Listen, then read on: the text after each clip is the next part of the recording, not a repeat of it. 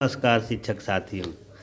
जैसा कि आप अवगत हैं कि निष्ठा FLN प्रशिक्षण प्रदेश में 15 अक्टूबर 2021 से दीक्षा पोर्टल के माध्यम से शुरू है। इसी क्रम में मॉड्यूल 5 एवं मॉड्यूल 6 1 दिसंबर से शुरू कर दिए गए हैं। इसमें 5वां मॉड्यूल है बुनियादी भाषा और साक्षरता तथा 6ठा मॉड्यूल है विद्या प्रवेश एवं बाल बाटिका की समझ। तो आइए हम 5वें मॉड्यूल के आकलन प्रश्नोत्तरी को हल करते हैं। में पहला प्रश्न है बच्चों के विकास का मूल्यांकन करने एवं उसका रिकॉर्ड रखने के लिए मूल्यांकन संबंधी कार्य योजना कितने सत्रों में बारे में सुझाया गया है। तो इसका तीसरा ऑप्शन सही है 3। अगला प्रश्न है मातृभाषा बच्चों को बनने में मदद करती है। बुद्धिमान, आलसी, मंदगति, अलग सोच या विचार रखने में सक्षम, अनजान।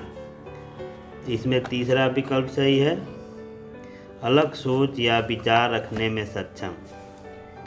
अगला प्रश्न है सार्थक आधारभूत साक्षरता और संख्यात्मक कौशल प्राप्त करने वाले बच्चे रखते हैं।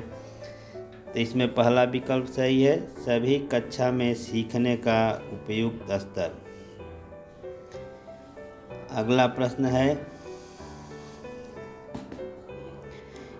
एकाधिक भाषाओं का ज्ञान रखने वाले बहुभाषी बच्चे होते हैं रचनात्मक और गंभीर विचारक, शांत, साहसिक। तो इसमें पहला विकल्प सही है रचनात्मक और गंभीर विचारक। अगले प्रश्न को देखते हैं पढ़ने के भाषाई पहलू इन कौशलों के विकास में विश्वास करते हैं। इसमें तीसरा विकल्प सही है ग्रामोफोनिक जागरूकता, शब्दार्थ, वाक्य रचना और व्यवहारिकता। अगला प्रश्न है एक कौशल के रूप में पढ़ने के कौशल के लिए आवश्यक है। चौथा विकल्प सही है ध्वन्यात्मक श्रवण आधारित जागरूकता, पूर्व ज्ञान और अनुमान लगाना। अगला प्रश्न चित्र पठन में शामिल है मौखिक प्रतिभा, सोच और अर्थग्रहण, मौखिक कौशल और सोचने की क्षमता। चौथा विकल्प सही है मौखिक कौशल और सोचने की क्षमता। अगला प्रश्न है बच्चे भाषा की बारीकियों को समझते और खोजते हैं जब वे। चौथा विकल्प सही है LSRW सुनना, बोलना, पढ़ना, लिखना गतिविधियों में अधिक से अधिक संलग्न है। तो इसमें चौथा विकल्प सही है। अगला प्रश्न है बाल पत्रिकाएं बच्चों के लिए संभावनाओं की एक अच्छी स्रोत है। दूसरा विकल्प सही है इसमें उन्हें प्रिंट समृद्ध वातावरण प्रदान करने के लिए। अगले प्रश्न की ओर चलते हैं बच्चे की भाषा न केवल सीखने का माध्यम है बल्कि विचारों की अभिव्यक्ति और नवाचार भी है। तो इसमें रचनात्मकता, प्रलय, विचार और राय। पहला विकल्प सही है रचनात्मकता। अगला प्रश्न है प्रभावी अधिगम के अवसरों के लिए एक शिक्षक को अवश्य प्रदान करना चाहिए अतिरिक्त किताबें, बच्चों द्वारा खोजबीन करने की स्वतंत्रता, सतत मूल्यांकन, ऊंची आवाज़ में पढ़ने के सत्र। तो इसमें दूसरा विकल्प सही है बच्चों द्वारा खोजबीन करने की स्वतंत्रता। अगला प्रश्न है स्वतंत्र रूप से पढ़ना क्या है।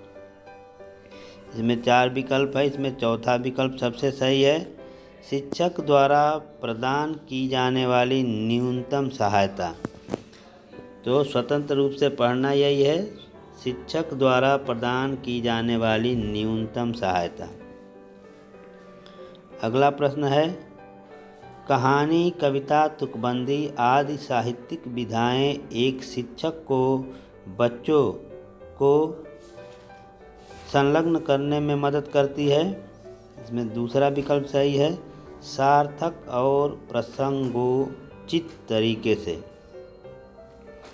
अगले प्रश्न को देखते हैं, भाषा सीखने में संदर्भ का विशेष महत्व होता है क्योंकि इसमें बच्चों को मदद मिलती है पाठ का अर्थ निकालने और पढ़ने में, किसी शब्द विशेष के अर्थ को समझने में, कहानियाँ गढ़ने में, रटने में।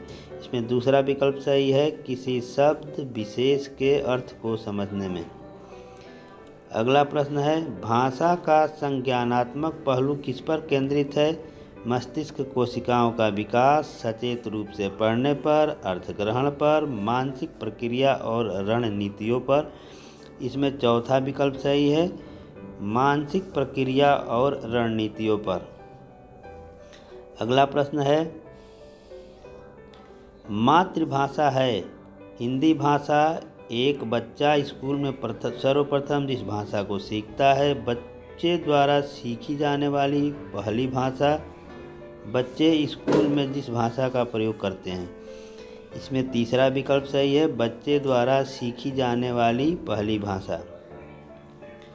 अगला प्रश्न है, बच्चों के समग्र विकास के लिए एक शिक्षक को डैश गतिविधियों को सामूहिक रूप से तैयार करने की आवश्यकता होती है। इसमें तीसरा विकल्प सही है, LSRW, सुनना, बोलना, पढ़ना, लिखना। अगला प्रश्न है, पढ़ने और लिखने की गतिविधियाँ अलग होती है, परस्पर समानांतर होती है, परस्पर संबंधित नहीं होती है, कक्षा के अंदर ही होती हैं। तो इसमें दूसरा विकल्प सही है, पढ़ने और लिखने की गतिविधियाँ परस्पर समानांतर होती हैं।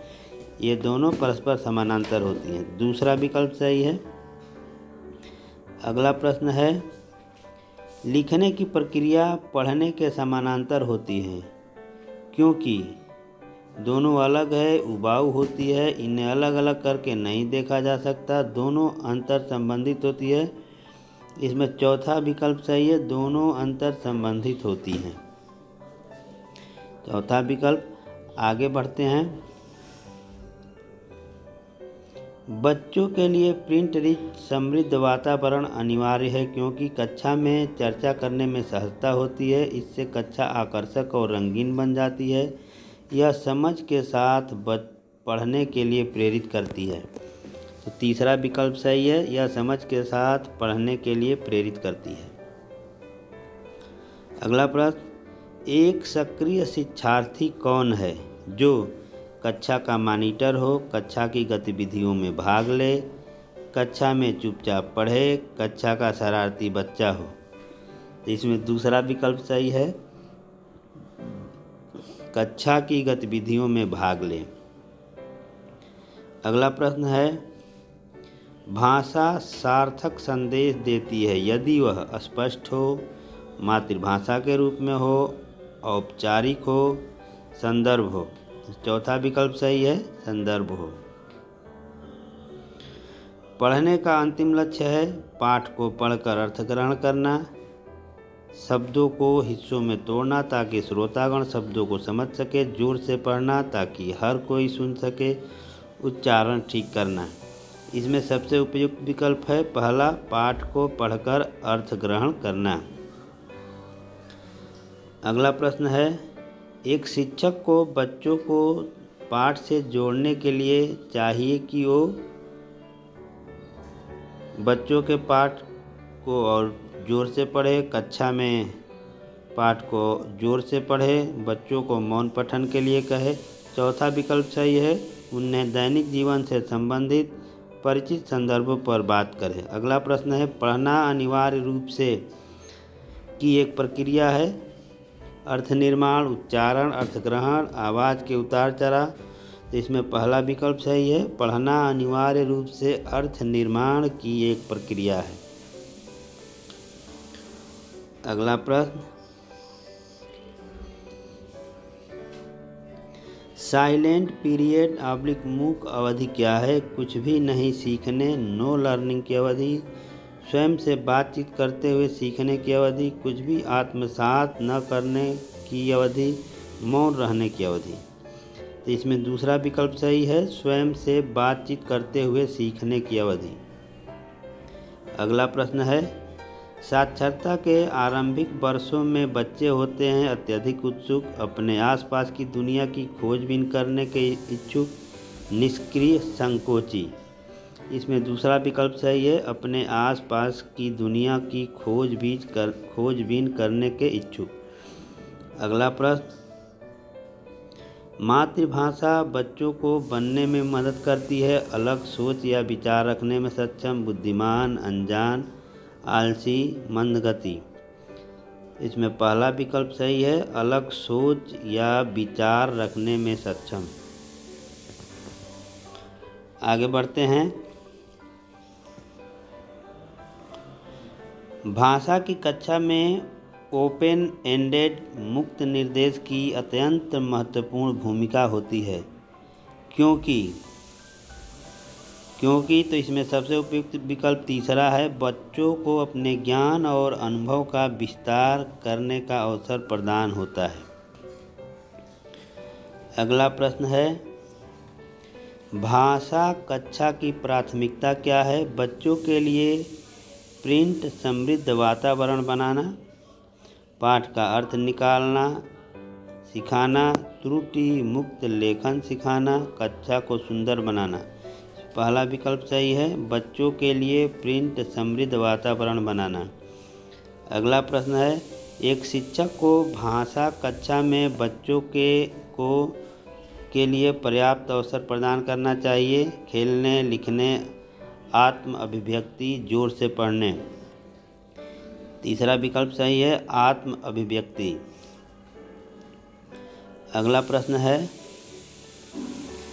कक्षा में रखी पठन सामग्री इतनी ऊंचाई पर जहां बच्चे उन्हें छू न सके ताकि वे सुरक्षित और यथावत रहे, इतनी ऊंचाई पर जहां बच्चे उन्हें छूकर आसानी से पढ़ सके। तो यही दूसरा विकल्प सही है। इसमें दूसरा विकल्प, इतनी ऊंचाई पर जहां बच्चे उन्हें छूकर आसानी से पढ़ सके। अगला प्रश्न, भाषा दुनिया के बारे में बच्चों के की डैश को आकार देने में महत्वपूर्ण भूमिका निभाती है, विचारधारा, व्यक्तित्व, समझ, रचनात्मक कौशल।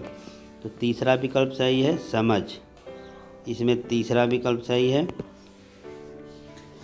अगला प्रश्न है, साक्षरता है भाषा सीखने की एक आसान प्रक्रिया, स्कूल में दी जाने वाली एक समान प्रक्रिया, बहुत कठिन प्रक्रिया, एक जटिल विकास प्रक्रिया।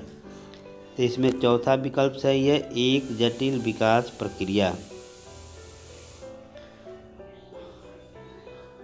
अगला प्रश्न, एक शिक्षक को अपने छात्रों को ध्वनि विज्ञान का परिचय देना चाहिए। उनकी पहली भाषा वर्ग में उस समय जब बच्चे भाषा के यांत्रिक पहलू को सीखने के लिए तैयार हों। तो इसमें सबसे उपयुक्त विकल्प है दूसरा विकल्प सही है। अगला प्रश्न है, दिलचस्प घटना यह है कि भाषाएं डैश तरीके से सीखी जाती है, उबाऊ, गंभीर, एक समान, उत्पादक। इसमें तीसरा विकल्प सही है, एक समान।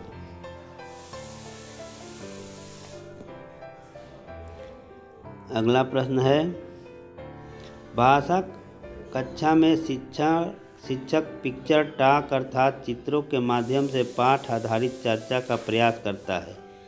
क्योंकि चौथा विकल्प सही है, यह परंपरागत पाठ को पढ़ने की दिशा में एक महत्वपूर्ण कदम है। चौथा विकल्प सही। अगला प्रश्न, भाषा सीखने में अंतराल अवधि क्या है?